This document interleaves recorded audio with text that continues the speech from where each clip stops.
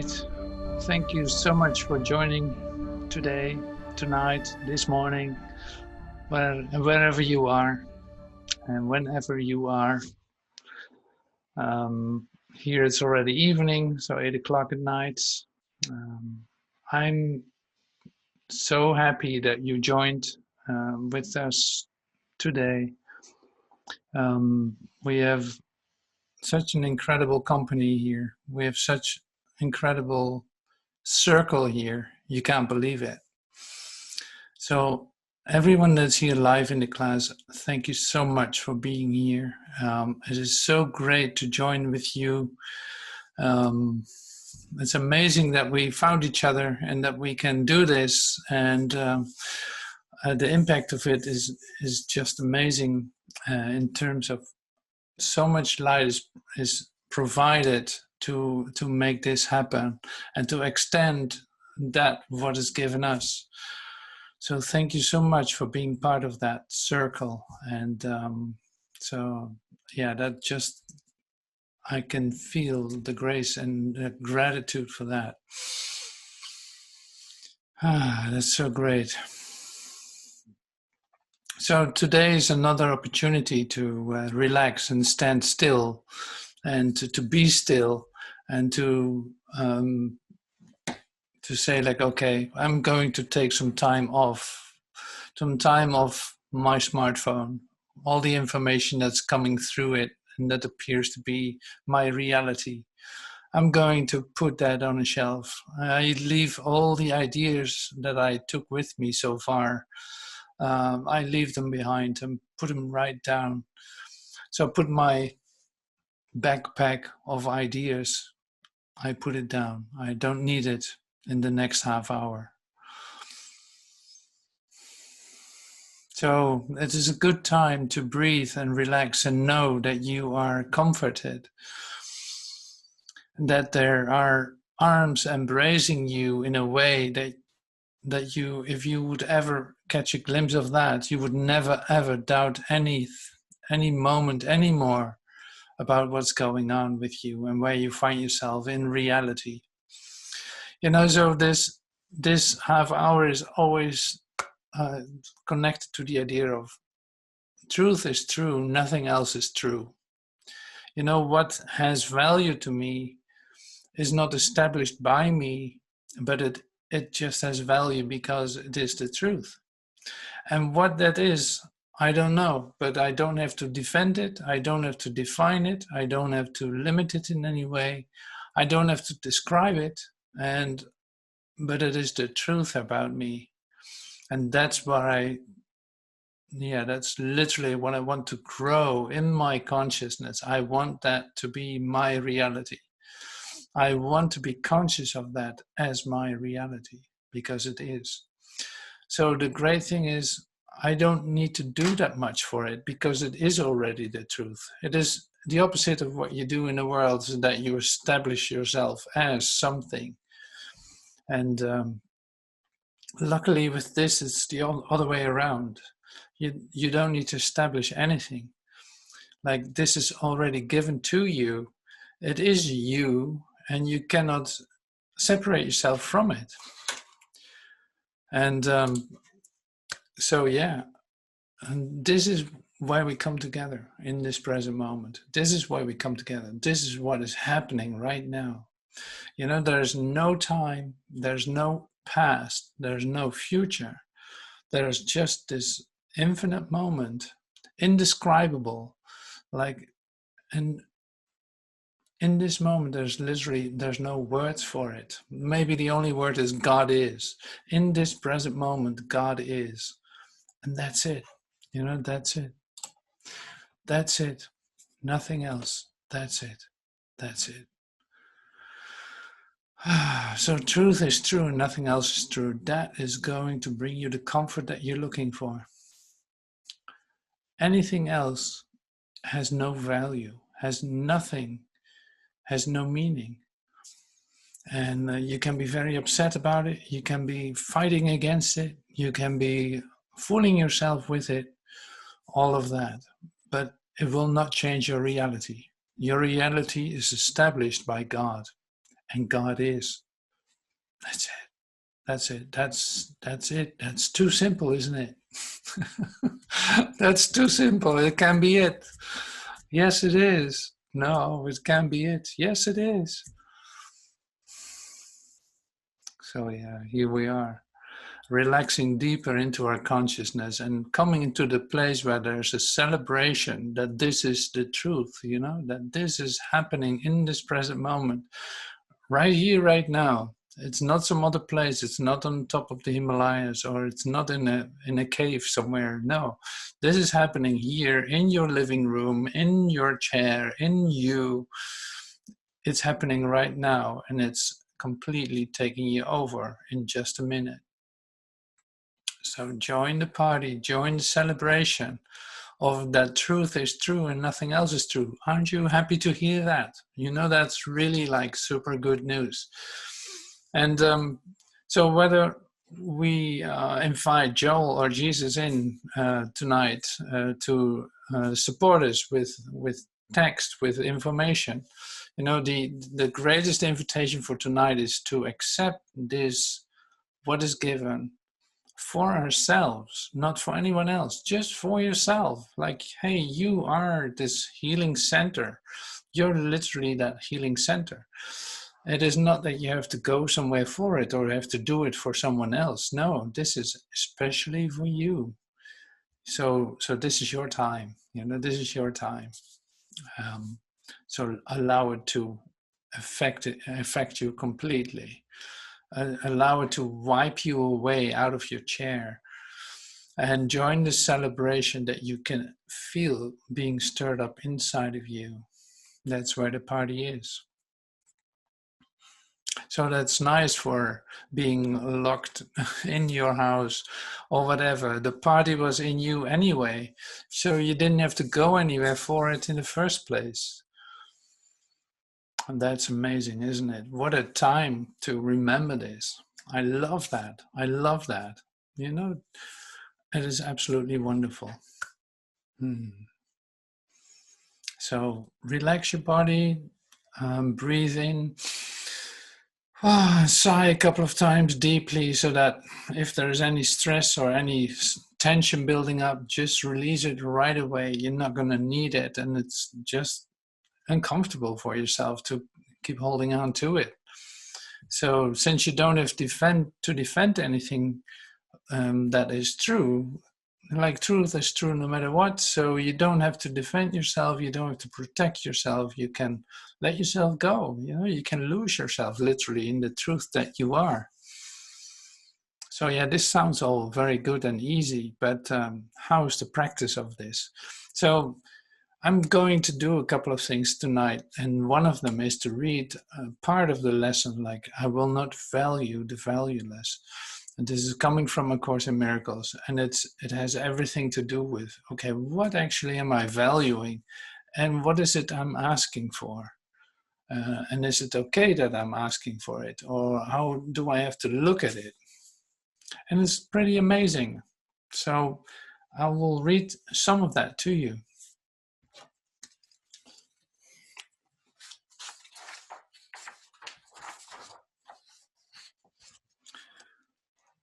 I will not value what is valueless. It's lesson 133.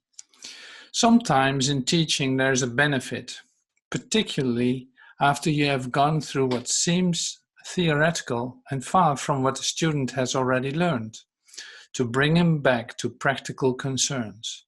This we will do today. We will not speak of lofty and world-encompassing ideas, but dwell instead on benefits to you. Benefits to you. That's what this is about.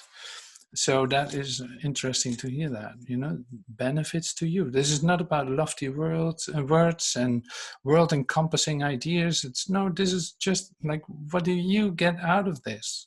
What is your value? What is it giving you, in that sense? And then this is a real mind blower. You do not ask too much of life, but far too little. You do not ask of life too much, but far too little. When you let your mind be drawn to bodily concerns, to things you buy, to eminence as valued by the world, you ask for sorrow, not for happiness. This course does not attempt to take from you the little that you have. This course does not attempt to take from you the little that you have. It does not try to substitute utopian ideas for satisfactions which the world contains. There are no satisfactions in the world. Today we list the real criteria by which to test all things you think you want. Unless they meet these sound requirements, they are not worth desiring at all, for they can but replace what offers more. We have already stressed there are but two, however many there appear to be. The range is set, and this we cannot change. It would be most ungenerous to you to let alternatives be limitless, and thus delay your final choice until you had considered all of them in time, and not been brought so clearly to the place where there is but one choice that must be made. Okay, so there are some real here's some real help with making decisions. It's a bit different than you expect it to happen, but it can help you to say to literally to what is going to benefit you. So can you save time? Is there a shortcut? Is there a shortcut? And Joel always says like, there's a shortcut, and it's cutting out your desire. Well, this is about the same, only this is like, okay, this is the way you cut that. So another kindly and related law is that there's no compromise in what your choice must bring. It cannot give you just a little, for there is no in between. Each choice you make brings everything to you or nothing at all. Therefore, if you learn the test by which you can distinguish everything from nothing, you will make the better choice. So here's one thing. Each choice you bring must bring you everything or nothing. It either is going to give you everything or it's going to give you nothing. First, if you choose a thing that will not last forever, what you chose is valueless. Here's a good one. A temporary value is without all value. Something that has only value for a short time has no value at all. Wow, that's pretty uncompromising, isn't it? Therefore, if you learn the test by which, time can never take away a value that is real. What fades and dies was never there. What makes no offering to him who chooses it. He is deceived by nothing in a form he thinks he likes. A temporary value is without all value. Next, so here's the second thing. If you choose to take a thing away from someone else, you will have nothing left. This is also a good one. This is because when you deny his right to everything, you have denied your own. So this one's pretty clear too. It's like, okay, so if I choose something to take away from someone else, I will have nothing. I will just have nothing. So that's not going to work either. What next consideration is the one on which the others rest? Why is the choice you make of value to you? What attracts your mind to it?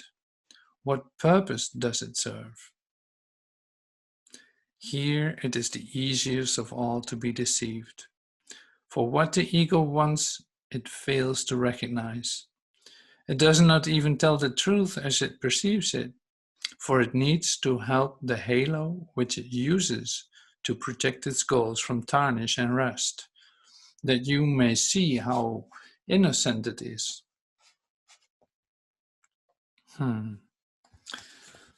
So a couple of things are coming to us then. A temporary value is without all value. And if you think that you can take something from someone else, you have nothing left. Like it is no way of doing that. So.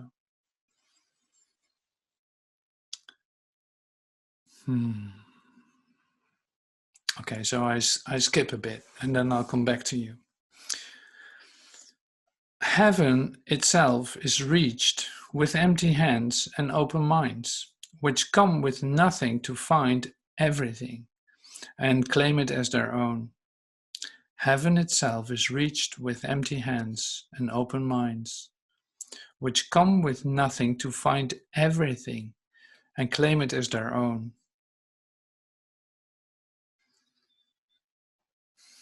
So, and you can read the lesson if you want. It's lesson 133. I will refer to it on the website.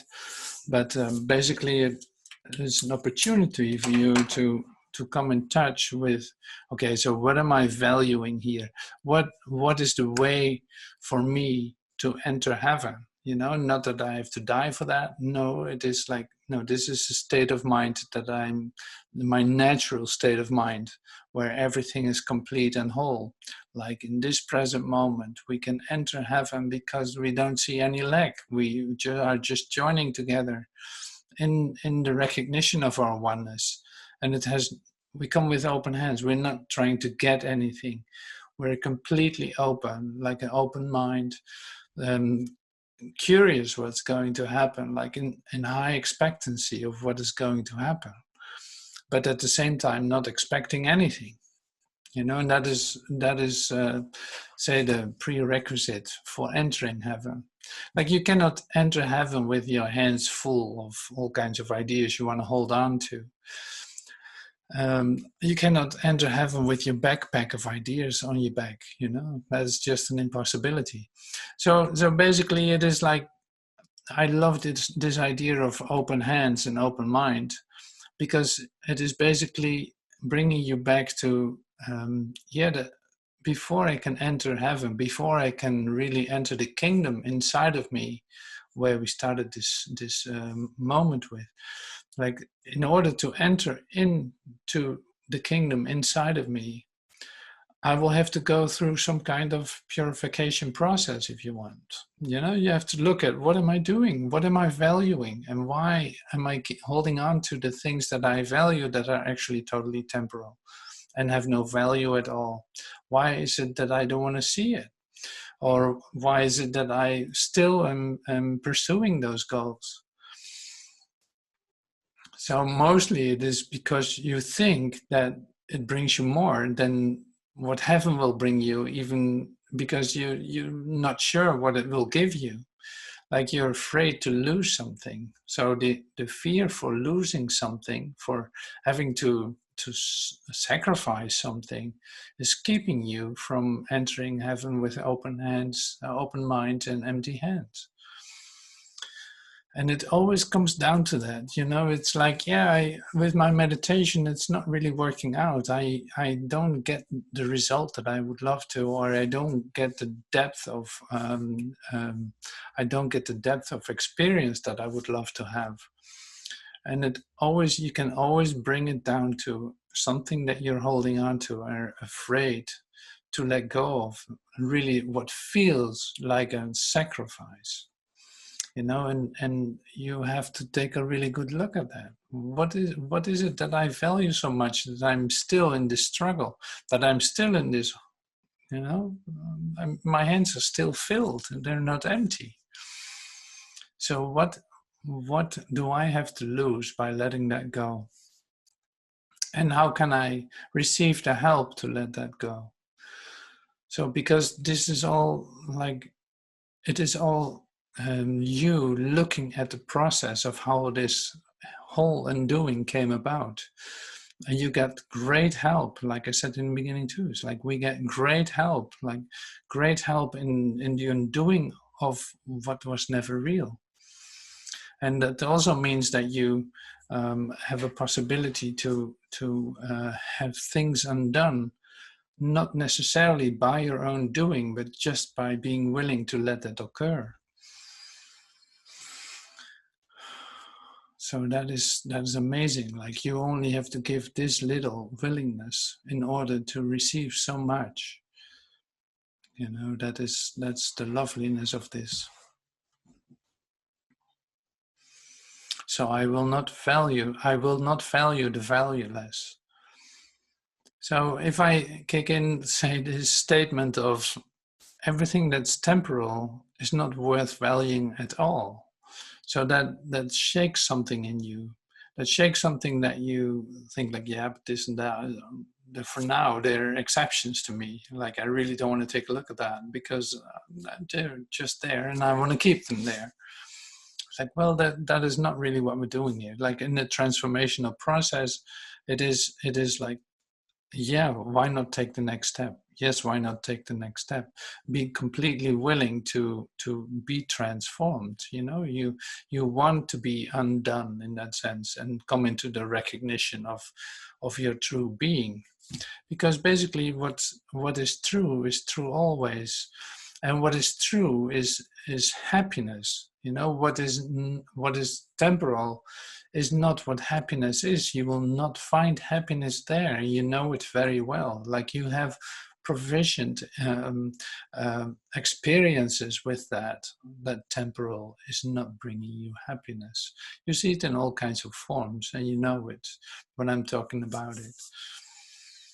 So how long do you want to fool yourself in that sense? That's a bit of the question too. Like, how long do you want to fool yourself to get the little that you get out of your, you know, your value, like your temporal treasures?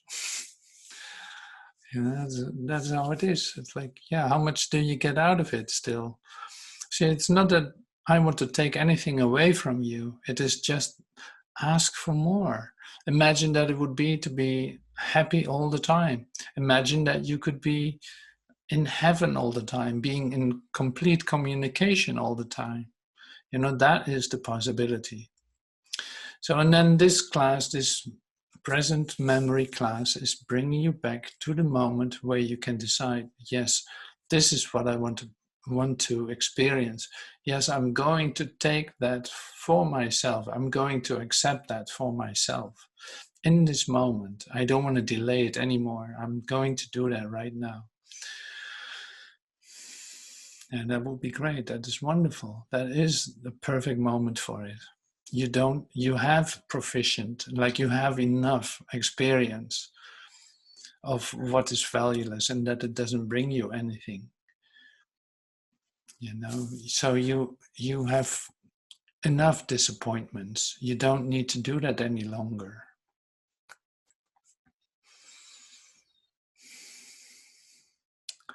All right, so I grabbed a little bit from the beautiful new transcript of Joel. I started posting it today, the principles of healing, and I'm going to read some of that to you because basically it's all about the same. But see, Joel says somewhere too, is like, you can keep on teaching this and that's wonderful, but actually it's about healing. You know, it's about accepting actual, you know, Jesus actually meant what he said, and it needs to be accepted in the sense of, this is the time and the place for you to accept it. So I can teach until the cows come home, but at the same time, I will have to accept this for myself. That's the same with you. You know, you'll have to accept this for yourself in order to receive the benefit of it. So, hey, this is the opportunity. So, principles of healing.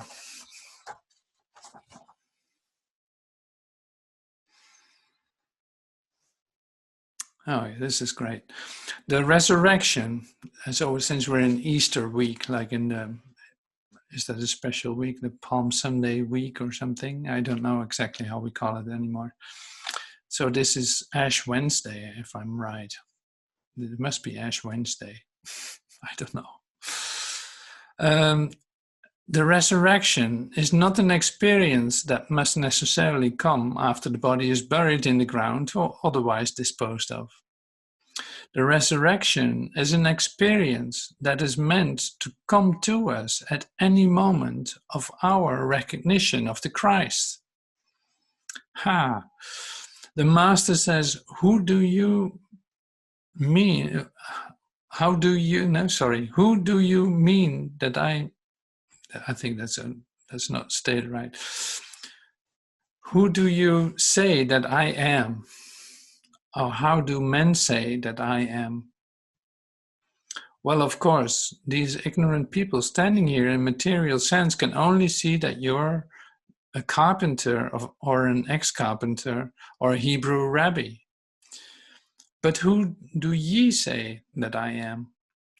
And I can say to you that every spiritual healer who has had any success in healing would answer you and say, I know who you are.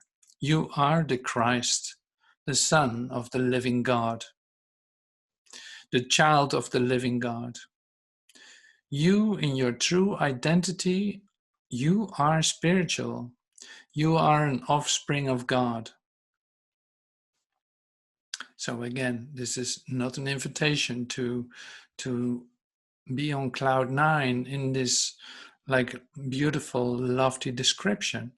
No, this is about the reality of who you are, about the possibility to accept this in this moment. So I love the way that Joel says this. The resurrection is not an experience that must necessarily come after the body is buried in the ground or otherwise disposed of. The resurrection is an experience that is meant to come to us at any moment of our recognition of the Christ. So in other words, you can say what I was just sharing with you is actually an invitation to transfigure, to accept this, what is given for yourself, and come into an experience of transfiguration. And with that, resurrecting of your body. That is basically the process that we're in this infinite way, in this Course in Miracles, on this path of enlightenment, if you want. It's like you are going to accept this, and the result of that will be the resurrection, after a transfiguration. Like if there's only one of us, and I love to share that always, like if there's only one of us, what happened during the resurrection of Christ? What happened during the resurrection of the Christ? We all resurrected. We all resurrected. There's only one of us resurrecting, and that is you. That is the Christ in you. That is happening in you. So what we're doing in our spiritual path is basically looking back at how this all was coming about, how this all is coming about. We already, you have the confirmation that this was successful. This was successful. That means like you already resurrected. So we're reliving it to see how this was happening to us. And apparently we need that experience in order for us to completely come to the bottom of it and accepting it for ourselves. And I love that to teach it like this, because it takes away the strain that you have to get to something or that you have to achieve something. It's like, no, you actually have to do it the other way around and come into the acceptance that this is your reality and that this happens to you, that this is given to you, and that you were successful. And I love that. I love that.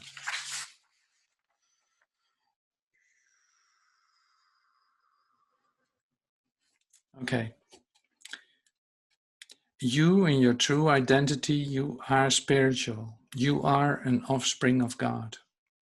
It was for this reason that the Master could say to you, call no man on earth your father. There's only one Father, Spirit. And if this is true, you are spiritual. You are of Spirit, formed of Spirit, born of Spirit. And this is your heritage, and this is your inheritance. If only you could know what happens in our lives when we really understand that our human parents were only the means of bringing forth our bodies on earth, that they did not create us, the man. That was God's job, God's task. God created us in his image and likeness, and we are the offspring of God. So that is very practically said, and that's very down to earth said. It's like, yeah, okay, this is how it is. You can have great ideas about who your mom and dad are, and that's wonderful. I'm not taking that away from you, but in the recognition of your true identity, it is given to you to come home to your father. And that is just a little different than what you think that would be like in a material human sense of speaking. It is so great to be on the path and sink deeper into yourself and have experiences of coming home that you literally are, your tears are running out of your eyes because you start to remember where you come from. It's like literally coming home in yourself. That's so great. That's beautiful.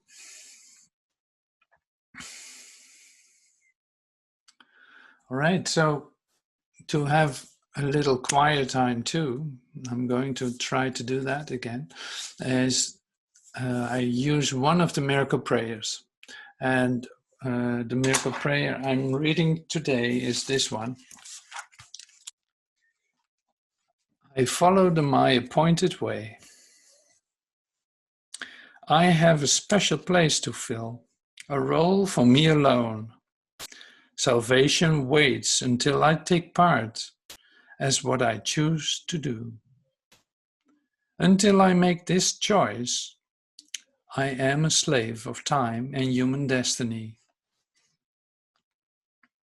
But when I willingly and gladly go the way my Father's plan appointed me to go, then will I recognize salvation is already here, already given all my brothers, already mine as well. Father, your way is what I choose today. Where it would lead me, I choose to go. What it would have me do, I choose to do. Your way is certain and the end secure. See, your way is certain and the end secure. The memory of you awaits me there, and all my sorrows end in your embrace, which you have promised to your Son, who thought mistakenly that he had wandered from the sure protection of your loving arms. I follow in the appointed way to me. I follow in the way appointed me. Father, your way is what I choose today. Where it would lead me, do I choose to go. What it would have me do, I choose to do. Your way is certain and the end secure. The memory of you awaits me there, and all my sorrows end in your embrace, which you have promised to your Son, who thought mistakenly that he had wandered from the sure protection of your loving arms. I followed my appointed way.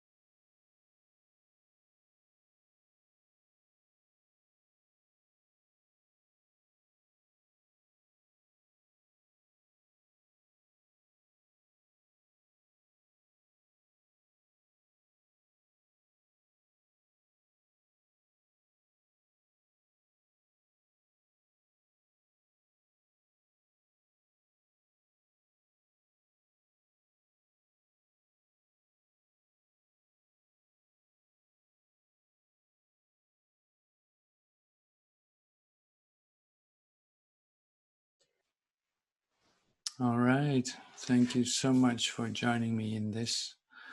And I hope to see you next week on Sunday. Hope to see you soon. Thank you.